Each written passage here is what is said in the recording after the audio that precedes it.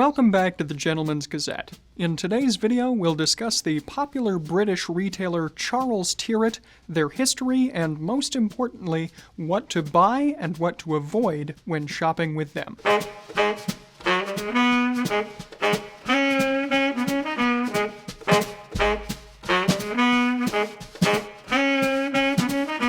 This video is the third in our What to Buy From series. We've previously covered Ralph Lauren and Brooks Brothers. If you'd like to see either of those videos, you can find our playlist here. Today, we turn our attention from American brands to one from across the pond, Charles Tyrwhitt.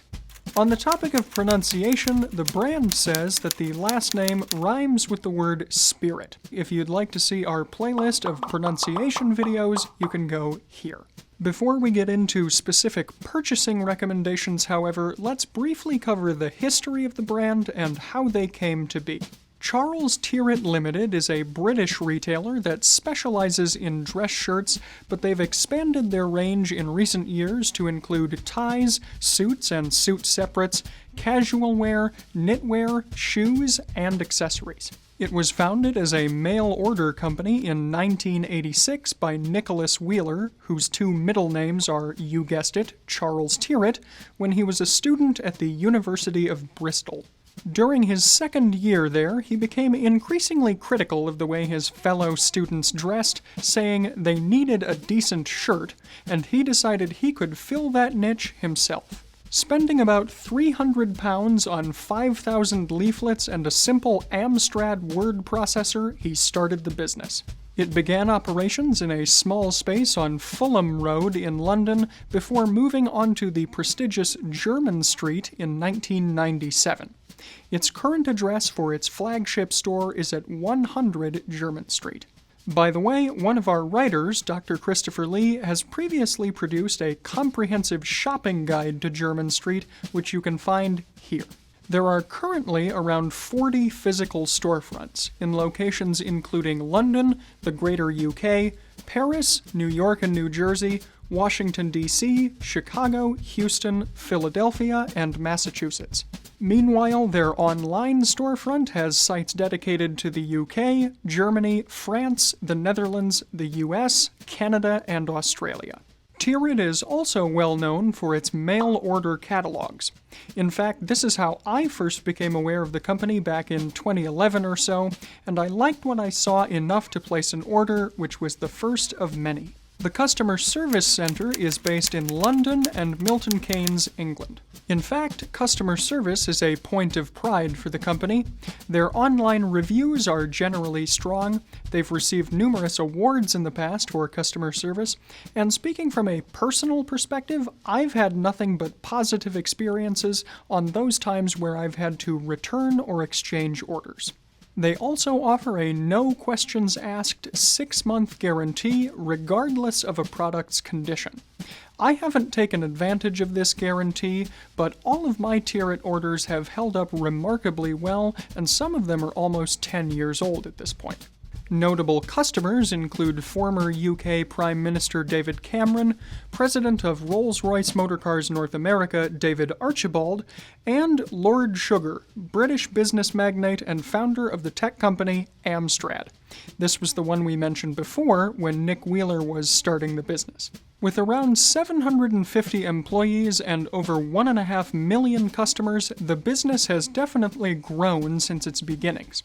So it's no wonder that many of our commenters have been asking us to cover it in this series for some time now. Tyrwhitt's production facilities were formerly all in England, but in recent years they've begun outsourcing some, but not all, production to other countries including India, Romania, and Peru. Still an active participant in the business, founder Nick Wheeler has a 95% stake in the company and has gone on record in interviews saying that he's got no intention to sell. And as you might expect, he's something of a menswear enthusiast himself. According to Wheeler, he once traveled the length of the island of Great Britain from Land's End to John O'Groats on a bicycle in a pinstripe suit, dress shoes, and of course, a Tyrwhitt shirt. And as a side note here, Wheeler's wife, Chrissy Rucker, is the founder and owner of The White Company, which is a home furnishings retailer in Britain. Today, Charles Tyrwhitt is still most well known for its range of shirts. Dress shirts are their cornerstone, and they're offered in a wider variety of fits than many retailers. Not only do they have classic fit, but also slim, extra slim, and the relatively new super slim. When I first purchased from them back in 2011, I assumed that a slim fit would be relatively good for my thin frame.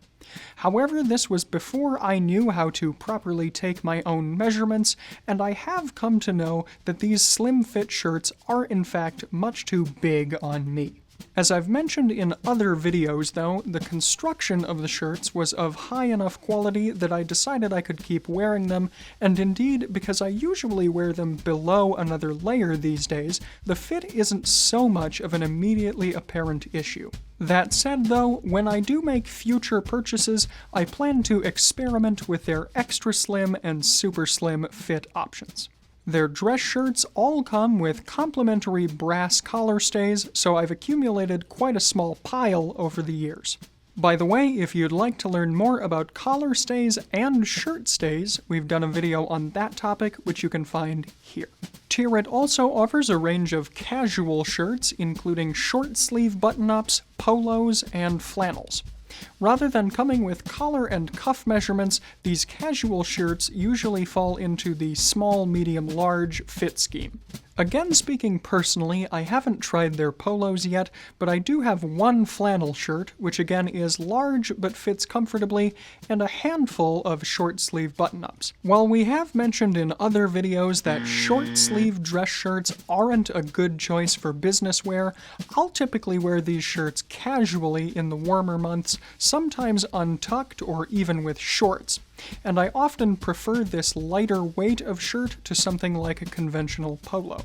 The other Tyrwhitt item currently in my collection, seen a few times before on the channel and that I'm wearing again here today, is this wine-colored merino wool cardigan sweater. It's quite comfortable and durable, with only the label tag having come loose. Rather than machine washing, I'll usually just spritz with vodka. And on that note, you can take a look at our garment care playlist here. Overall, my personal experience with Charles Tyrwhitt has been very positive. They were my first foray into made-to-measure shirts, and everything that I've ordered from them has held up pretty well. I've had to return a few items based on fit discrepancies, but this has always been a smooth process. And once, when a shipping box was so damaged in transatlantic transit that some of the shirts were lost, working with the customer service team was a prompt and pleasant experience.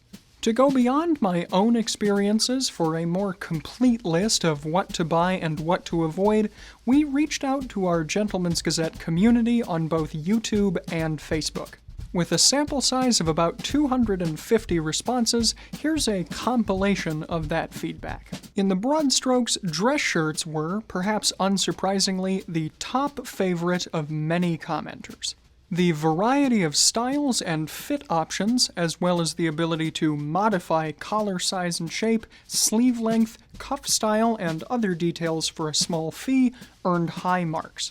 A number of commenters did echo my previous sentiments that all of their fits tend to run a bit large overall, so this is something to keep in mind.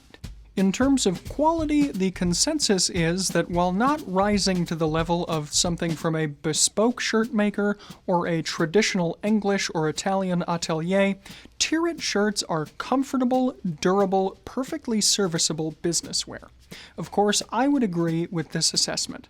Given that Tyrwhitt is also well known for their frequent multi-buy sales, the quality-to-price ratio is definitely high, and this is good for the budget-conscious, as many student commenters pointed out. Another favorite was Tyrwhitt's range of ties, whether in smooth silk or grenadine. Buyers seem to appreciate the quality of construction as well as the wide range of colors and patterns that are available.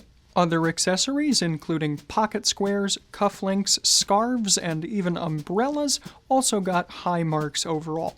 Another range in the yes category would be that of knitwear. Their sweaters, or jumpers as the Brits would say, seem to be of high quality, as my wine-colored cardigan would suggest. Commenters praised not only cardigans, but also V-necks and turtlenecks as well.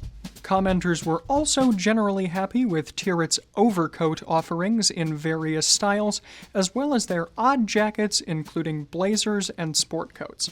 Finally here, a few responses also spoke positively of black tie offerings like tuxedos and dinner jackets, and we'd be remiss not to mention that Tyrwhitt also does offer some morning dress options as well. Next up, we'll cover some items that received generally more mixed feedback from our review pool. The first category to mention here would be suits.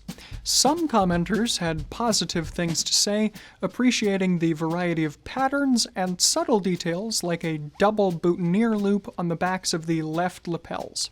Others, however, found fabrics to be of middling quality, fit a bit hard to nail down, and some other details to be more trouble than they're worth overall, such as working cuff buttons on sleeves. Why would this be a drawback? Well, it comes down to a matter of alterations. We've covered this more in our video on what a tailor can and can't do, which you can find here. Also in this category would be shoes. While some commenters have had good luck with Tyrwhitt shoes in terms of both comfort and durability, others have found their footwear offerings to be more middling. In particular, one detailed comment made note of the fact that casual shoes like boat shoes were relatively durable, but that one should pay attention to the country of origin when it comes to dress shoes. Those made in England, specifically Northampton, are of high quality, but those made elsewhere perhaps less so. Finally today, let's cover the offerings that most of our commenters suggested to steer clear of, namely trousers. While a few commenters thought that less formal options like chinos and corduroys were of decent quality, most suggested that in terms of both inconsistent or unflattering sizing and lower quality materials, that most ranges of Tyrwhitt trousers weren't worth their price. At the time of this video, their only pleated offerings were formal morning trousers, and also curiously models with drawstrings, and commenters also noted the lack of more traditional high-waisted options. So there's our comprehensive review of Charles Tyrwhitt. Again, I'd mention that all of my personal experiences with the company have been positive, and indeed their shirts are among my most complimented menswear items. Still, we hope that our community survey has provided some additional insight on what to buy and what not to buy the next time you're shopping with Charles Tyrwhitt. In today's video, I'm obviously sporting some Charles Tyrwhitt garments. First is the aforementioned wine-colored merino wool cardigan, which is quite soft and comfortable. I've paired it with a dress shirt that features a small grid pattern in varying shades of red and blue on a white ground. Indeed, almost all of my Charles Tyrwhitt shirts do have French cuffs. And while this is the case, I'm wearing simple black links in the cuffs today, and I have them configured in a barrel style to better fit under the sweater sleeves. Since this is a dress shirt, it does also take the customary Tyrwhitt brass collar stays. I've paired it with some plain brown trousers, not from Charles Tyrwhitt, and some oxblood-colored penny loafers from Allen Edmonds to reinforce the casual feel of the ensemble.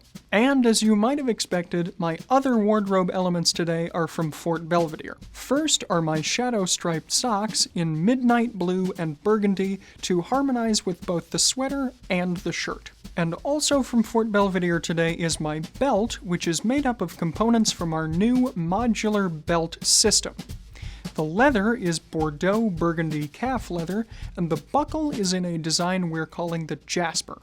It's made from palladium-plated brass, and it's got a bit of a rounded shape. Of course, the color of the belt harmonizes well with the loafers, sweater, socks, and shirt, but it's not really going to be seen most of the time under the cardigan sweater in the outfit that I'm wearing.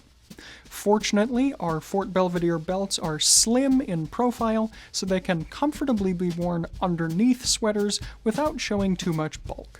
You can find all the Fort Belvedere accessories I'm wearing here today, including the belt, buckle, and socks in the Fort Belvedere shop here. And for those eagle-eyed viewers among you, you may have noticed one more subtle accessory that I'm wearing today, a dark gold-colored wedding band. A short time before the filming of this video, in June of 2020, I was recently married in a small ceremony just with immediate family because of the COVID-19 pandemic. I've included a few pictures from the small ceremony here so you can see the club formal dress code that I was going for, including a navy blazer with gold buttons and some white trousers, in addition to spectator shoes and a boater hat. Even so, my wife and I do hope to have a larger ceremony at some time in the future, and if so, this would probably necessitate my wearing of morning dress. So if that happens, we'll probably cover it in some capacity for the channel, so stay tuned. As outfit changes are common on studio filming days, you may not necessarily see me wearing the ring all the time, but rest assured that you don't have to infer anything from that.